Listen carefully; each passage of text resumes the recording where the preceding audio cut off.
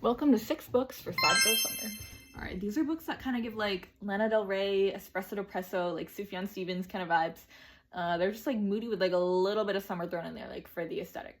So if that sounds like your jam, let's get to it. First up, we've got Song of Achilles, Book Talk's favorite book that was actually good. It's just a beautiful coming of age story set in the Mediterranean, beautiful like ancient Greek vibes, olive groves by the wine dark sea, if you know what I mean. And will make you cry, guaranteed. Next up is Lie With Me by Philippe Besson. This is another coming of age story, but this one is set in the French countryside in the 80s. So it's kind of like very like nostalgic. Not that I was born in the 80s, but like it has like that kind of vibe of like, oh, like second chance. Also tragic as hell. Last page. If you know, you know. All right, number 3 is I'll Give You the Sun by Jandy Nelson. This one no one talks about, which is like a travesty because it's so good.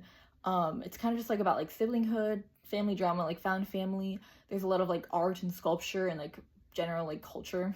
So, but it's like super unpretentious and I love it so much, and it's set in Northern California. It just feels like being a teenager in the summer. All right, next up we have Atmosphere by Taylor Jenkins Reid, the one and only.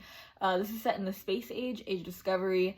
The main character is also discovering some things about herself, you know what I mean?